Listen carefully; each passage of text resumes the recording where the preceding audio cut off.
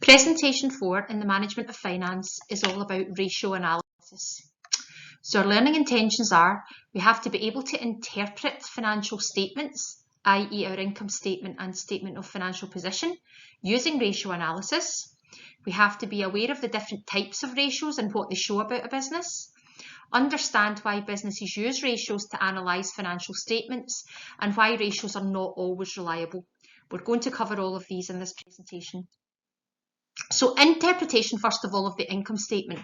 Some questions the business may want answered from the income statement could be, for example, was this year's trading figure generally better or worse than last year or than a rival company? Has the gross profit improved from last year? Is the business making efficient use of its inventory? Is the inventory proving to be popular with customers? Does the profit for the year figure compare favourably with that of competitors? Are the business's expenses being tightly controlled? And all of these can actually be answered through the use of ratios. What about the statement of financial position then? What could we ask questions about that? Do we have enough working equity to avoid cash flow problems? Are we making enough use of available trade credit? Is our level of trade receivables comparable to competitors? Are our non-current assets being used effectively to generate profit for the business? And are there sufficient current assets to meet current liabilities? All of these questions can be answered by using ratio analysis. So one of the questions you could be asked in the exam is describe the use or the purpose of ratio analysis, why we would use ratios. So these points are really important and there are 5 of them here. The first use is to compare this year's performance with that of previous years. So businesses, after they draw up their financial statements for one year and then the next, what they can do is they can actually compare them using ratios. To compare our performance with those of similar organisations, now you'll notice there, same type and size. This is one of the disadvantages of ratios, which we'll talk about later on, but you have to make sure that if you're comparing with a similar business, a similar size, and selling or doing the same kind of job as yourself. We also use them to interpret information in order to identify why differences occur and how best to improve our performance in the future. So they'll answer some of those questions that we had on the previous 2 slides. And they can also use the information for forecasting and budgeting. So for example, if your profit for the year ratio is too low, then it could be that you know you're going to have to cut back on expenses for next year, and that's where budgeting comes in. Just an example. And it assists management in the decision-making process. So ratio analysis, our ratios are split into 3 different sections. Profitability, liquidity and efficiency, and we're going to take these in turn. And you have to be aware of a number of ratios, how they're calculated, what they show under these different headings. Profitability ratios, they measure an organisation's ability to control its spending. So in other words, it's earning more than it's paying out. The liquidity ratios measure an organisation's ability to pay its short-term debt, and the efficiency ratios make sure an organisation's ability to make the best use of their resources. So for the equity that the company put, the owner or the shareholders put into an organisation, is it actually reaping the benefits? Is that money being used effectively to improve the business and make profits? That's really what it's about. So we're going to look at profitability ratios first, and the first one is the gross profit ratio. And the gross profit ratio measures the percentage of profit made on trading. That's the gross profit. And if you want to think about it in an easier way, it measures how much gross profit is earned for every pound of sales. So it's calculated using a percentage, gross profit divided by turnover, which is our sales, times 100. So for example, if your gross profit ratio is 20%, it means that 20 pence in every pound of sales is gross profit. 30%, 30 pence in every pound of sales is profit. And that's our gross profit ratio. So some features of it then, if the ratio increases from one year to the next, this could be something you might be asked to comment on, then what could be the possible reasons for that? So your selling price could have gone up. If your selling price goes up, then your sales go up, and so does your gross profit. So that's going to increase your gross profit ratio. The cost of sales has been lower because cheaper suppliers have been used. So if you can actually get, if you remember back to your income statement, you've got sales, takeaway, cost of sales gives you gross profit. So what you're trying to do is get a bigger gap between the sales and the cost of sales. So if you can find cheaper suppliers, your cost of sales figure is going to go down, which means there's a bigger gap between your sales and your cost of sales, meaning your gross profit is going to be bigger. So that's a good way of increasing your gross profit ratio. What you could also do is try to increase demand, increase sales by increasing your marketing activities. And another thing you can do is make sure that your product is of a great quality so that it's being compared to a competitor and it's better, and that could increase sales too. On the other hand, what happens if your gross profit ratio has decreased from one year to the next? That could be that your cheaper suppliers are no longer giving you cheap supplies and they're now charging more money. So this might be a time for you to actually source a different supplier who's offering their supplies at a cheaper price. It might be that you've got a large amount of inventory or stock in your storeroom and it's being wasted or it's being stolen. And what that means is that's going to up your cost of sales figure, which is going to reduce your profit. Fewer marketing activities, it might be the organisation has decided to cut back on marketing for some reason. What that's maybe done is it's cut demand, so sales are down. Another thing could be your sales are down due to the fact that your competitor has come out with a much better, much more effective product, or your selling price has been reduced. If your selling price has been reduced, you then have to make sure you rely on way bigger sales, and if not, then there's going to be less gross profit. So that's going to reduce your ratio. So how would you improve the gross profit ratio then? Make sure you can manage your inventory levels better so you don't have theft and wastage. There it is there, monitor theft and damage to inventory. Try to make sure you can cut that back in some way.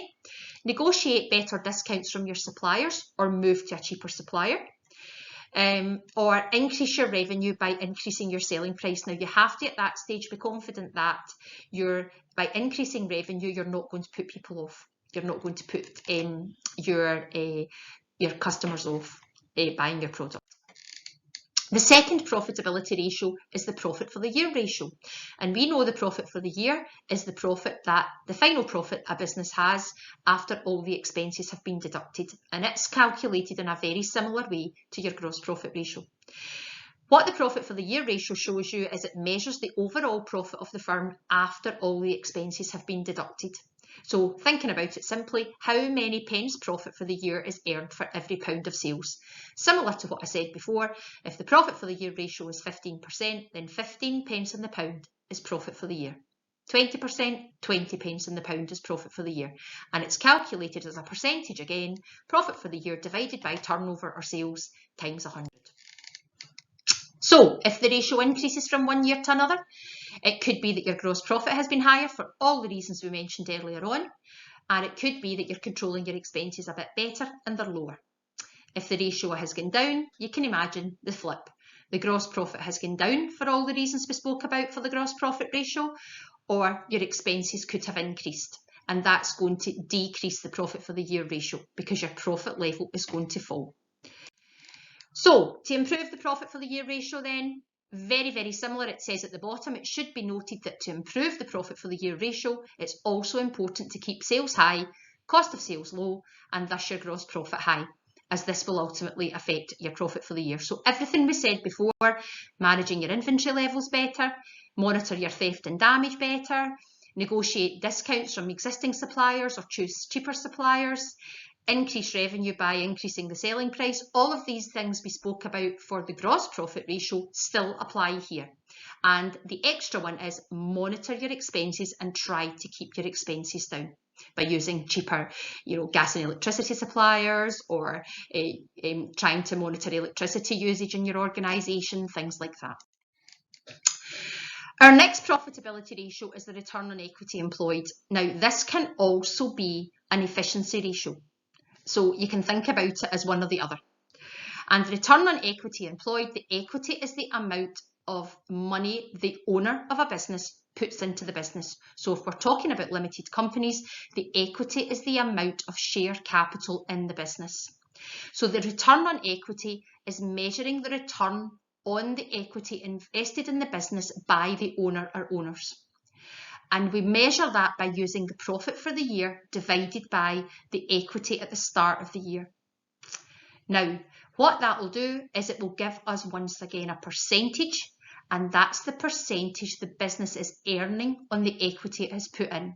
So for example, the way to look at this in the best way is if the return on equity, taking profit for the year over opening equity, is 2%, then it could be that the business owner could actually achieve a higher rate of return by sticking the money into a long-term savings account, and they're putting themselves through less hassle doing that instead of running a business that's giving them a heartache, giving them a headache and stress, and they're actually not getting that much return on it. So that measuring the profit against the share capital tells us how efficiently the business is running, and that's why it can be an efficiency ratio as well.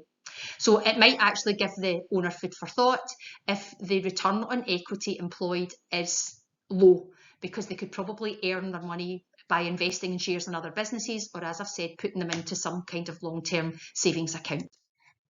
So if the ratio increases from one year to the next, then it suggests that your sales have increased.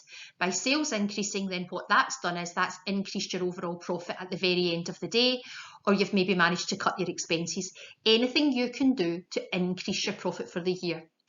Another, obviously if the ratio decreases, then the opposite has an effect. Your sales could have decreased for all the reasons we gave in the gross profit ratio, or your expenses have started going up. And what they'll do is they'll reduce the profit for the year, which is going to reduce your overall return on equity employed. Now moving on to liquidity ratios. The first one is the current ratio. And liquidity, remember, is the ease with which you are able to pay off your short-term debt. And the first one is the current ratio, and this measures whether the business has sufficient current assets to cover current liabilities. Now, these terms were talked about when we spoke about the statement of financial position earlier. Current assets are those items we own and their values changing all the time, and they're easily turned into cash. And our current liabilities they're our short-term debt that we hope to pay back within a year. This is calculated as a ratio, so it's current assets to current liabilities. And the ideal ratio should be 2 to 1. You should have double the amount of current assets to current liabilities. Now, looking at the current ratio in a bit more depth, an increase in the ratio, so that would be increasing from 2 to 1 to 3 to 1, for example, means that you've decreased your current liabilities. It might be you've got fewer trade payables or creditors, people you owe money to. Your current assets might have increased in some shape or form. You might have sold off fixed assets, non-current assets you don't use anymore, and you've now got money in the bank. A decrease in the ratio would be, for example, from 2 to 1 to 1.5 to 1, and that's when you've maybe got more trade payables or more creditors because you maybe haven't got the money to pay for supplies, etc. Unfortunately, your debt, you owe money, so that means your current liabilities are going to go up. Your current assets could have decreased, for example, simply through to less inventory. Maybe your inventory's gone right down, or it could be that you've actually got less money in the bank, which could be an issue because that's a current asset to you. So how would you improve this ratio then? Increase the level of current assets. It could be, as I said before, sell off any unused non-current assets to generate money, cash in the bank. Limit the amount of credit used, so keep your trade payables down, your creditors. Or you can improve credit control, which is similar, monitoring the amount of trade receivables and ensuring that they pay promptly. So trade receivables are there, but what you would maybe like to do is you'd maybe like to turn them into more liquid cash by more liquid assets by making sure that they pay you quickly to change the trade payable into bank or cash. The second liquidity ratio is our acid test ratio, and the acid test ratio is very similar to the current ratio. However, some organisations can't sell their inventory as quickly as others. Famous ones would be things like organisations, businesses selling works of art, antiques, large paintings that are very expensive, grand pianos. Their inventory is not selling quickly. If you think about a dairy or a shop where they're selling milk and butter and bread, etc. on a daily basis, then their inventory is selling quickly. They can generate cash very quickly from their sales. The examples I used previously, they'll find it very, very difficult to generate cash quickly from sales. Therefore, for these organisations to test liquidity, they use something called the acid test ratio, which is a little twist on the current ratio. It measures if the company has sufficient liquid assets, and in their case, inventory is not a liquid asset because it's not easily turned into cash because they can't sell it very quickly. So it checks if they've got sufficient liquid assets to cover their current liabilities. Now, this is calculated in a similar way, but your current assets have to have the inventory deducted. So your current assets take away inventory to current liabilities. Now, 1-to-1 is considered acceptable here, and that's because it indicates the organisation can pay off its short-term debt without having to rely on selling its stock or its inventory. So as I say, its current assets take away inventory to current liabilities. And obviously it's very similar to the current ratio.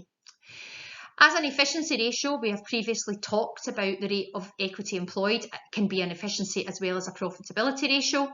The efficiency ratio we have here is the rate of inventory turnover. And what that measures is how often the business buys in bundles, if you like, of inventory, of stock. And the way we calculate this is by taking the cost of sales and dividing by the average inventory over a yearly period. Now, the way we find out the average inventory is take the opening, the inventory at the start, add the closing and divide it by 2. And that gives us a rough gauge of the average inventory the organisation holds over a year. So cost of sales divided by average inventory, this is expressed in a number of times, 10 times, 50 times, 4 times, etc. Now, the rate of inventory turnover, if there's an increase in the ratio, then it could mean that you have an increase in the cost of goods sold. Okay, for example, your purchases could have gone up. It could be that you've got a decrease, you're holding less stock, so your average inventory has gone down. A decrease in the ratio from one year to next could be that there's a decrease in the cost of goods sold, which means that obviously that's the top figure, cost of goods sold divided by your average inventory. So it could be you've got less purchases, and that would mean that obviously that's going to affect the overall ratio. And then it could be there's an increase in your average stock holding. You're maybe starting to hold more inventory, which will put your average inventory up. Now, this is a task that you would have been asked to do using the document called Accounting Ratios. Complete the table on the different accounting ratios we use to interpret how a business is performing. Now, what I will say is it's really important that you know the different ratios under the different headings and you're able to see how they're calculated. In an exam, you will not be asked to calculate these, but you would be asked, you could be given a mark, for example, for the formula. You also need to know what these ratios do. That's really important, what these ratios do and how you can improve upon them. Now, the final slide here is really on the limitations of ratio analysis, yet another question that could be asked. So you could be asked to describe the different ratios, which is what I've just talked about. You could be asked why they're used, which is one of the very first slides we looked at. You could also be asked about limitations of ratio analysis. In other words, what are the problems with it? And there are a number. The first one here is new product development or launches are not considered. So it could be your business has just started to launch new products. You're not seeing the full effect of them yet. They are going to bring your business up. They are going to improve your business, but right now you can't see that. So they'll not be considered when you're doing your ratios. So your business may not be coming out looking that good compared to competitors, but you know in the pipeline you've got these new products and launches and development, etc. going on, and you know your business is going to improve. They won't be included. The results don't take into account our internal factors, like, for example, it could be you've got a whole new workforce and they're still being trained and they're not up to speed yet, so you're not getting the output you would otherwise have because they're still learning. That's something. It could be at certain times, there could be certain things happening where there's been a decrease in morale. For example, right now people are working from home. They might not have the same motivation or morale as they would normally do in the office environment or the workplace, which can be an issue. And that's going to pull the figures down because output might not be as high, sales might not be as high. However, it's a factor that can be fixed, but it's not included as to why things have happened. External factors, any of our paycheck factors, there could be a recession. There wasn't a recession last year. That's going to have a detrimental effect on sales, etc. It's going to have an effect on your income statement and your statement of financial position and your ratios, but they're not taken into account. The figures are historical. What we have to understand here is these figures are figures that have happened. Therefore, they can't predict what will happen in the future. You can only look at what's happened in the past and try to improve upon them. They're not going to predict what's going to happen in the future. And as I say, we've talked about external factors and changes in your internal factors. These can all be different. And finally, the comparisons between different organisations are difficult because the results are only useful if organisations being compared are of the same type and the same size.